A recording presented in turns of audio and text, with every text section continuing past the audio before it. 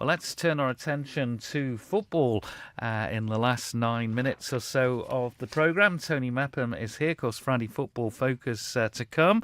And Tony, we're going to focus on, well, a group of young lads that did pretty well, didn't they, when they went away to the Manchester Cup. And in fact, Tony won it in emphatic fashion. Yeah, they do. Well, this is a different one because there's two lots of kids that have been away. One was last week, and that's the one that we're going to feature next week, Tim. And the one we're going to talk about tonight is the one Chris Higgins and Richard Jackson went away with. And that's 2 weeks ago, and they did really well over there.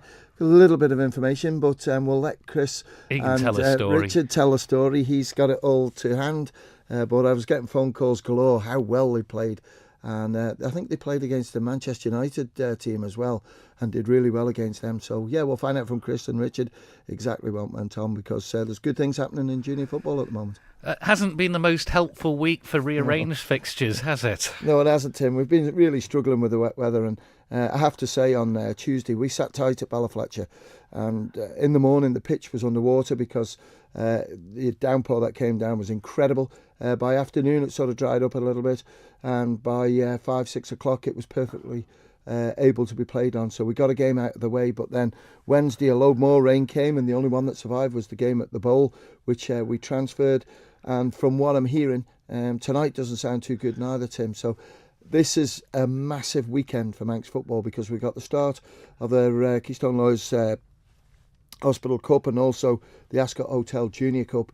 And if we lose any games here, it starts to come scrappy because midweek we can't get the games on because we haven't got the light. And it could be a huge problem coming to our hands, if you like, tomorrow if some of the games don't get played. Well, let me put your mind at rest there. Good man. Dry and becoming brighter this evening with a fresh to locally strong southeast wind. Dry overnight. The wind will gradually fall light and temperatures will dip to around 6 as a minimum. And then a dry day tomorrow, often cloudy, but with some brighter periods, light winds throughout the day and temperatures up to 8 or 9 Celsius. So that's a little bit better than you were thinking. Yeah, I might get away with it because I looked at the forecast this morning and it was supposed to be wet most of today and it didn't quite happen. Stayed off coast. It did, didn't it? And I just thought to myself, is it going to come later? I hope not. But we have got one game and we'll deal with it after 6:30 when we finish Football Focus. But I've been told that Ramsey Youth Centre against Gyms in the Hospital Cup has been moved to Gyms. But don't panic, Tony. I've got the information. I just need to ring him when we finish with Football Focus. Well, let's just examine the change around because we've got the Keystone Law Hospital Cup prelim round on a Saturday rather than a Sunday evening. The Junior Cup goes to a Sunday afternoon. Yeah, it was an idea that we had at League Management and we shuffled quite a few bits around this year with fixtures. Certainly the FA Cup from the Easter Monday to the Easter Saturday. That's the biggest supportive final that we've had for I don't know how long, Tim. The gate was terrific, and even in the Woods Cup on the Friday, tremendous atmosphere, tremendous amount of people that went down to watch it. So that was a big plus for us. The thing is now, why have we changed it round? Well, we just thought that, you know, the Hospital Cup's always been played on a Sunday evening. A few people said, we're hanging around all day and, you know, we don't know what to do with ourselves. Can we change it? And I thought, well, let's give it a go. So we put it on Saturday and put the Junior Cup on Sunday, which then means there's a spin midweek as well, because now instead of the first teams playing on the Wednesday night, we brought that to Tuesday, and the combinations will play on a Wednesday. So it's a little bit of a change. I think people at the moment respect what we've tried to do, but this will be the first weekend of finding out does it work, and hopefully, fingers crossed, it will. I guess the standout fixtures probably at Glen Road, Laxey against Peel. Yeah, definitely. And you know, when the draw was made, I just looked down and thought, right, all the potential favourites have been kept apart. Laxey have sort of hit a little bit of a wall at the moment. The results were going well for them. They were playing so good football, and then suddenly they started conceding a few goals. But they haven't had many games, have they? They've still 14. Yeah, exactly. So they've still got 10 to play.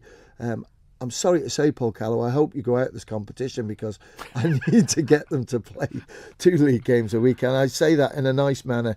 And I just think Peel, you know, will be smart in after that FA Cup defeat. And I think Stu Faulkner's boys will be looking to see if they can get something out of this Hospital Cup competition. Laxey played 14. Peel have only played 15, so you want them both out, don't Well, they have, but, you know, with Peel, it's just one of those that, maybe both out. We'll get Peel with someone else later on, but Laxey's me worry. And when you look down as well at Braddon, There's a massive problem there. And when you think, Tim, and you'll know, there's about 7 weeks to go before TT, and people say, are you going to play in TT? Well, it's so difficult when over half the clubs have camping on their pitches. So, yeah, tomorrow's key, and let's just hope that we get most of the games played, or all the games played, please.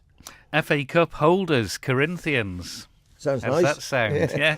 Against Division 2 leaders Castletown. Yeah, Danny McMahon, he let the boys celebrate on Saturday night, but it was amazing that Sunday he had them in for just a loosen up because the boys wanted to come in, so fair play to them.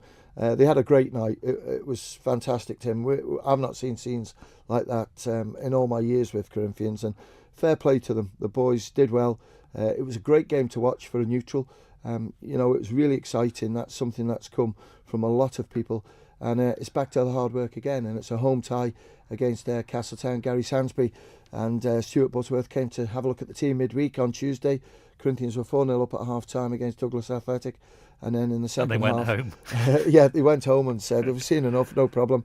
And then in the second half, Corinthians sort of sat back a little bit, and Douglas Athletic actually played a lot better. But yeah, Corinthians will be looking to see if they can carry on this good run, but they've got a huge game Tuesday evening against St George's, because to me, if they've got any chance, and it is a remote chance of winning that league, they have to do the double against St George's.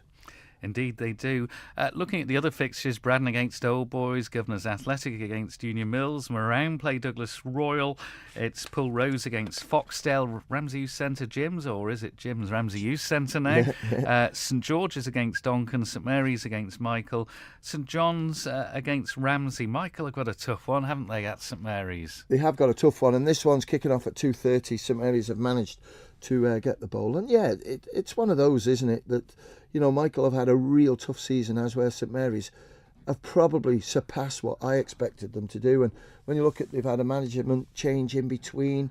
Alex Hallison's done a great job for them, and at the bowl it's a fair big pitch, isn't it? But it's happened before, Tim, where teams go into games expecting to get a bit of a drubbing, actually find their feet and do very well. But I think fitness will tell, and I expect Steve Priestlow and people like Jordan Cooper up front to have a bit of a good day against a Michael side who'll be looking to improve in the summer. Do you see any shocks anywhere? The big game, I think, for me, Tim, the one that I'm looking at is Pulrose against Foxdale, because give credit to Pulrose. They won the Woods Cup, and they did it in style because Moran weren't allowed to play. They closed them down really well, as where with Foxdale. You look at the scoreline recently at Peel, 18 goals, and absolutely fantastic performance by them. So I see a close game there, but shock-wise, I don't really see much. The only one I'm looking at keenly is Moran against Douglas Royal. Douglas Royal still fighting for their lives in the Canada Life Premier League, as where with Moran are fighting to win the league and possibly get promoted. So that'll be an interesting gauge between those two teams, where the strengths are in both leagues. And we got an interesting one in the Premier League. Douglas Athletic at home against Russian with the chance to go second. Yeah, Russian have done really well, and Russian played fantastic against Corinthians at Ballafletcher and thoroughly deserved that victory. I don't know who's going to manage this, because obviously Paul Jones isn't there. I think he's had his up now. Stevie Burns isn't there, and Liam Cowan's at a wedding. So I just wonder if Burnsy might just step in and take it over. It's a bit of a struggle for them, but Russian have got a really good team. I noticed that 10 days ago, and I think Russian will do well against Douglas Athletic, who have done well apart from that result that they had on Tuesday. Yeah, that was a setback. Tony joining us again for Friday Football Focus after the news.